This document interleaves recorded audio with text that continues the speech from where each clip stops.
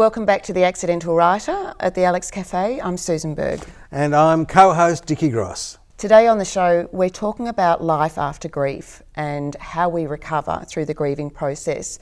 We're delighted to be joined by Evonne Madden, who has written a beautiful book where she's interviewed 62 different people who have gone through the experience of grief. Including your good self. Including myself and other exceptional experiences such as Walter Mikac, Bev Brock, Father Bob, we've got Samuel Johnson, Red Simons. It's an incredible book with some really extraordinary stories. They're raw, they're intimate, and they're inspiring. And Hamish, our poetry guru, is interviewing Claire Gaskin on similar issues about recovery from certain odious occasions. So it sounds grim, but this is a show to remember. Enjoy the show.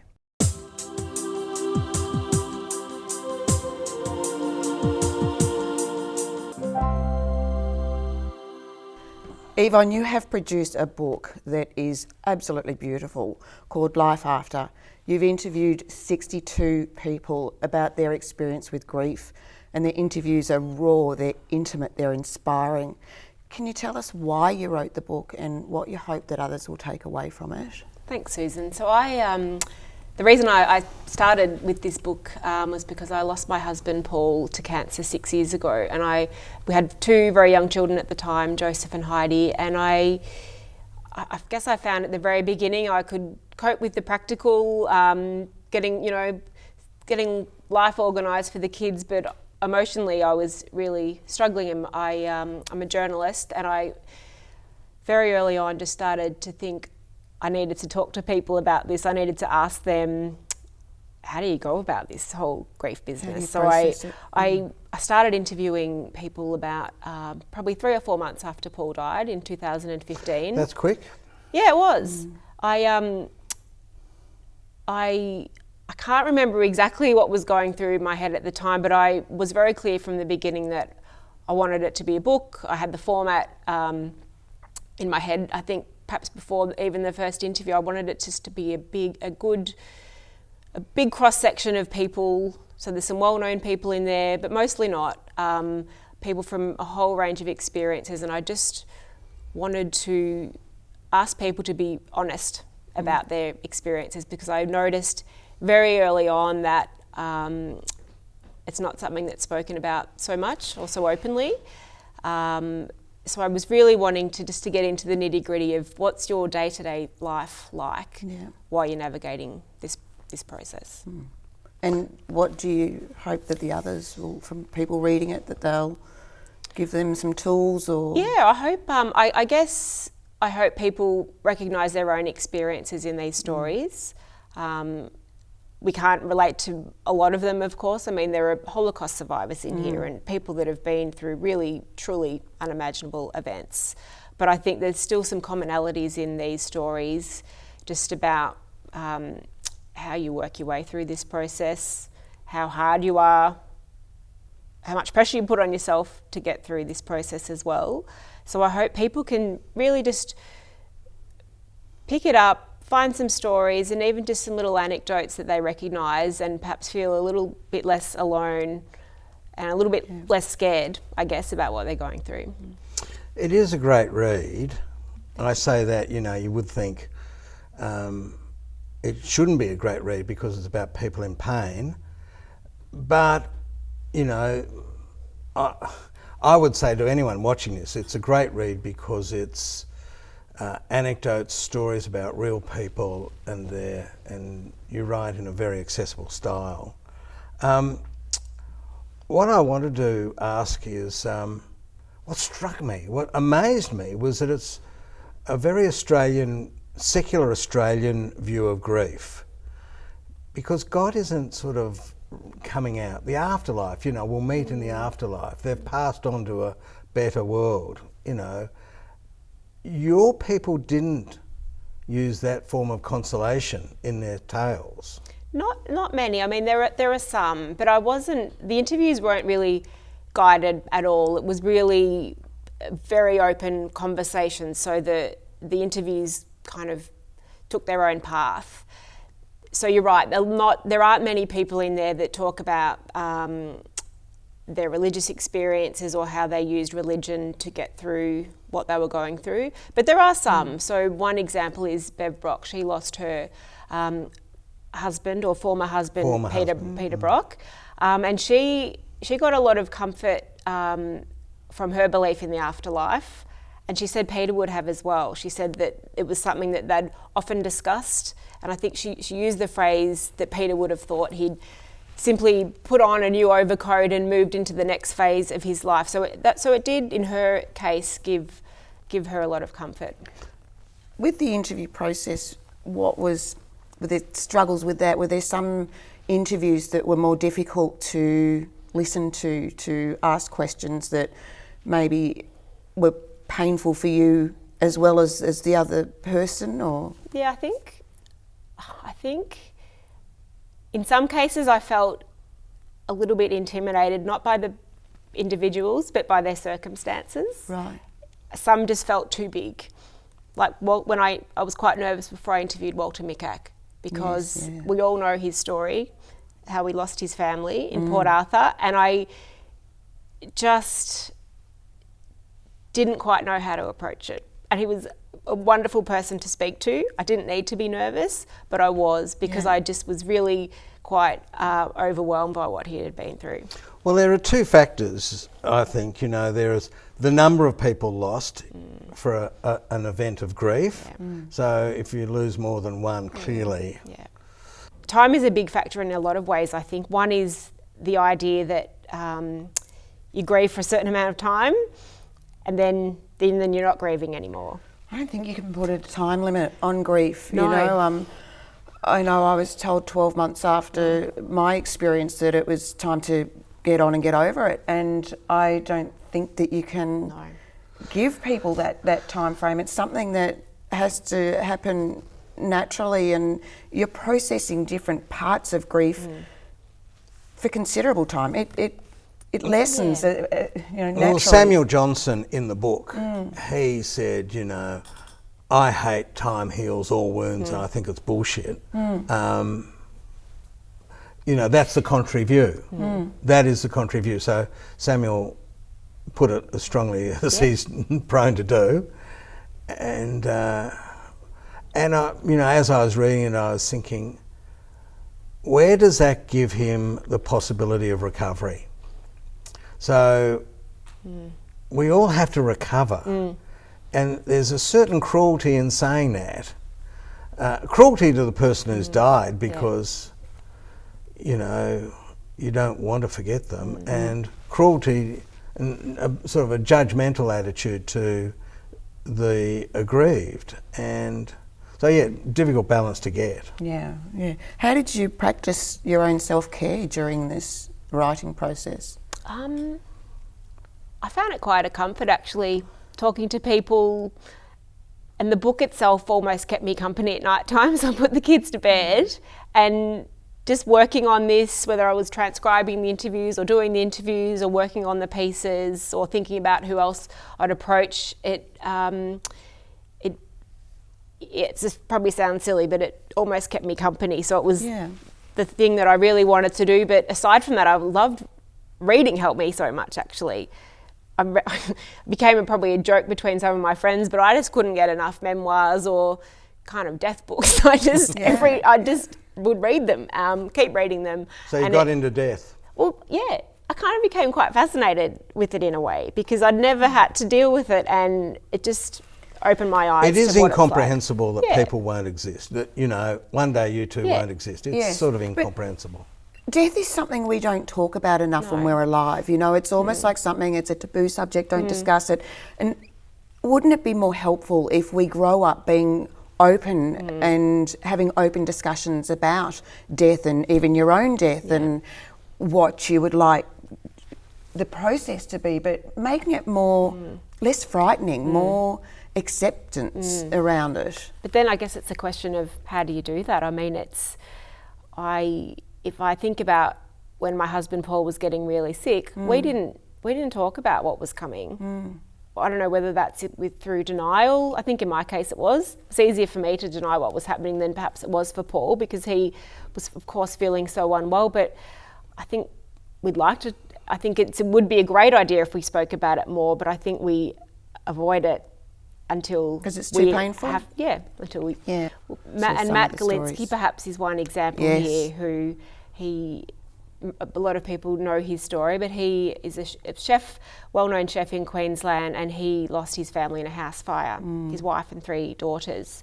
And received burns to 25% of his body. Was extremely lucky to survive himself, and spoke about the times where he perhaps wished he hadn't made it through. Yeah. But his response has been pretty remarkable, and he's like what you mentioned before, I think, Susan. He had months and months and months in hospital and then rehabilitation, but his response was very much, okay, it's time to move on now. And he said he surprised himself with his own reaction, really, which is, I think, quite interesting.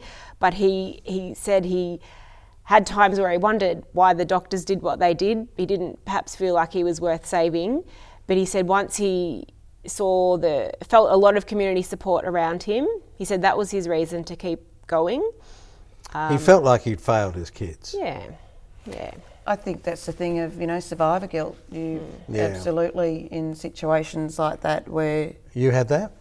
Oh yes, absolutely. That's, I think, what set me on a path of self-destruction, was that thing of, I felt responsible. I'd been the person that was driving the boat when it sank. I'd left them to go ahead for help. I couldn't find them from the helicopter. I lived, they died. It was... for many decades, I blamed myself.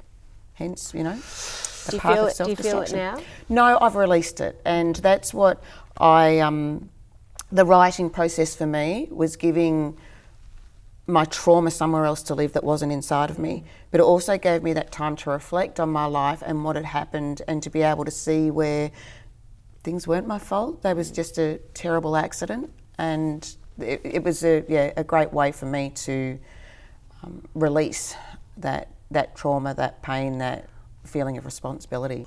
What have you learned, do you think, with this that you could offer to other people that are new to experiencing grief? I've learned a lot of things from all of these amazing people in this book, but I think it's really just to accept the way you're feeling, I think, and realise that it is going to take time. You're not losing your mind. It's a very natural reaction to be struggling. And I think, I don't for a second pretend to be an expert on this topic. I've just interviewed people about it, but I did interview a grief counsellor in here, and she'd worked with thousands of people, and that was pretty much her summary as well. So she'd lost loved ones, so she'd felt it, and she'd at times had said, she felt like a fraud because she knew about grief in an academic sense, but she even found it hard to apply herself. Yeah, different. So I guess I thought, well, if even Mikhail de Willoughby, who knows as much as there is to know about grief, if she finds it a struggle, then I feel like it's natural for all of us to find it difficult and just need some time. Absolutely. Well, thank you so much for coming in and speaking with us, and thank you for producing such a absolutely beautiful book. Thank you for being part of that book, Susan. Thank you. Thanks.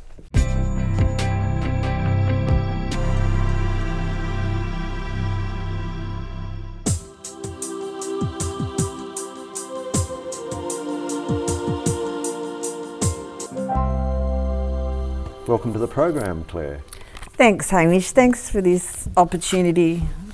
Thank you so much. So, I've seen you at a number of readings over the last few years since I've been in Melbourne, and your poetry from those 2 books particularly, although I haven't really read the brand new one yet, your reference to women from Greek mythology and the way you use that to actually express contemporary issues as well as classical motifs is fascinating, and there is a lot of intricate stuff happening in your poetry. How did you get into that sort of way of writing? Yeah, look, I think some of our lives are a bit mythic in tragicness. So I think, myth has always been a way to sort of look at our own lives and give it a broader perspective. But I have to say, I think quite early on, I read a book by Diane Fay, Right. where okay. it's a bit like Oh, You Might Have to Help Me, The Other Wife by Carol Ann Duffy.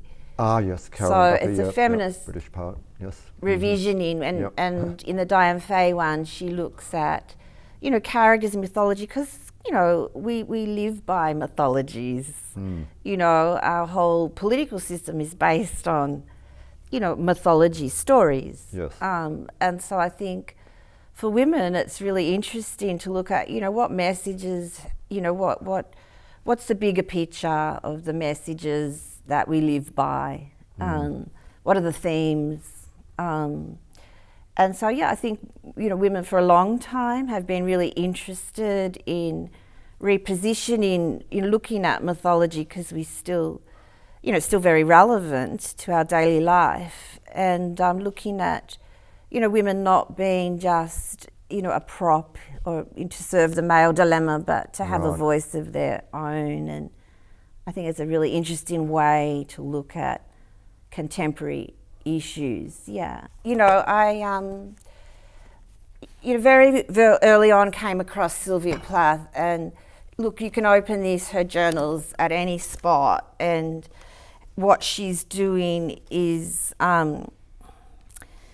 most briefly, slept late this morning, woke in the dark at 11:30, feeling worthless and slack, yet stubborn, determined to jettison all obligations for 2 days and recuperate.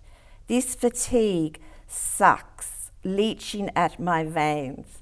Yes. So just the incredible, basically, I learnt that to write, and especially like in this style, to journal, was to really be able to discover the truth of my own reality. Yes. So writing became that tool for me. And, often I teach a lot, and often I'll say in a first class or in a lecture, who's been told they're too intense? And Yes, every, no. 80% of the people that, put up yes. there. Who's been told you think too much?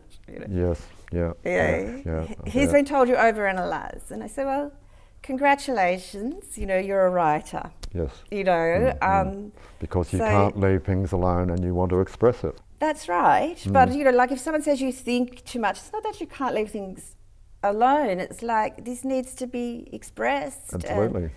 And, if people say you think too much, well, I have to make up for those who don't think enough. Yep. You have to come up with smart answers, because people think that's an insult, whereas in reality, it's a compliment. We need to think, we need to question. Intensity is about focus, and, you can put it on the page, not bother your friends and family with it. So I learned quite early on that, to write, and particularly poetry, was a great place when it was too intense to hold, and a lot of us are walking around with stuff that's too intense to hold, and you can, go to the bottle or whatever, no judgment, that's understandable. Yes. And you can write. You can, instead of containing it, you can, not hold it. It can exist outside of you, and then you can, put it out in the world. You can get rid of it. You can share it with others. Yes. But I learned very early on that, it was a way of getting to the truth and reality of my own experience, because there are some experiences people don't want to hear. They want to silence them, or to sit with, or to say is not true. So it was my way of going, this is my reality, this is how I wake up, this is what I think, this is what I feel, this is not what I'm told to think or feel, this is not what I'm told isn't the reality, exactly, is. yeah. That's good. So sorry, Yeah, writing for that's me great, is yeah. about just having that, coming to having that space to validate my own thinking and feeling. I'm just so delighted to see the spoken word scene now is a really deeply respectful, deeply professional scene where women of colour can get up in hijabs, or young vulnerable men can get up and be supported. You get paid properly, your books get promoted. It's really nice over 30 plus years in some areas to see things improve. Yes. Really got to thank the publishers. They do this, there's not a lot of money in it. They do it for the love of it, and Yes. they produce these amazing professional looking books for poets. I'm very grateful Well, I'm wishing you all the best for the launch of Ismanes. The truth is, I went back to the ruins of the house I paid with my being to live in. The gate like an opening and closing in the heart. My dead mother still living in the one room not burnt out. The floor forever giving. Someone swallowed a mouthful of her dressmaking pins. You have a persecution complex, she would say. Now they stand accused. I watched it burn. My history wearing a meaning mask. Don't cause conflict, she would say. I couldn't save my mother. My heart is not banging in the walls. It is the wall of words I push through, realizing it's a bead curtain. You are oversensitive. I go to say something and there is a vacuum. There is an empty space at the table for me. I couldn't save my sister. Forgetting is a stone. The only place she looks alive is in my dreams. The pretending was so profound, it became forecasting. All that is left of the window is the brown crucifix of a wooden frame, the floor tilting towards the viewer, emptied of arrival. There are 3 wooden chairs summoning resurrection. So that's the show. I thought it was a great show because it dealt with stuff like grief and recovery. But I thought it was really quite an uplifting moment through there. I thought Claire was wonderful and Evonne was great and her book's lovely. Yeah, it is really beautiful, and it is wonderful to know that there really is life after grief. We don't need to remain in grief for the remainder of our life, that we have the opportunity to recover. We hope that today's show has been a comfort to you. If there has been some points that have been a bit of a trigger or that have caused you to feel unhappy, please reach out to places such as Lifeline or Beyond Blue, and of course to your family and friends. And we'll see you next time. See you later.